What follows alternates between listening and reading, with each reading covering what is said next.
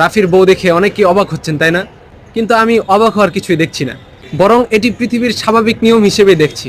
রাফির জায়গায় অন্য কেউ থাকলেও হয়তো সম্ভবত এই মেয়েটি তার পাশে থাকতেন। কারণ বাস্তবতা হলো, রাফি যদি আন্দোলনের মাধ্যমে আলোচনায় না আসতো, তাহলে হয়তো এই মেয়েকে বিয়ে করা তো দূরের কথা, চট্টগ্রাম বিশ্ববিদ্যালয়ের কোনো হলে গণরুমে দাগাদাগি করতে দিন পার করতে হতো।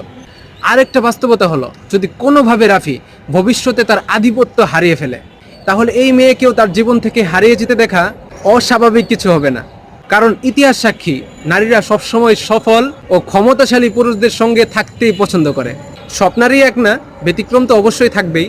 এমনকি কোনো নারী যদি একজন পুরুষকে ভালোবেসেও তার সঙ্গে থাকে, কিন্তু সেই পুরুষ যদি ব্যর্থ হয়ে পড়ে, তাহলে অধিকাংশ ক্ষেত্রেই সেই নারী ছেড়ে যেতে দ্বিতীয়বার আর ভাবার প্রয়োজন মনে করে না। এই পৃথিবীর সাধারণ নিয়মটাই যদি আপনি দেখেন, অনেকটাই এমন, প্রতিটি সফল পুরুষের পাশেই একটা সুন্দরী নারী থাকে। সে পুরুষ দেখতে যেমনই হোক না কেন, ডাজেন্ট ম্যাটার। কিন্তু যদি জীবনে নির্দিষ্ট একটা পর্যায়ে সফলতা অর্জন করতে না পারে, তাহলে এই পৃথিবীতে তার মূল্য নেই বললেই চলে।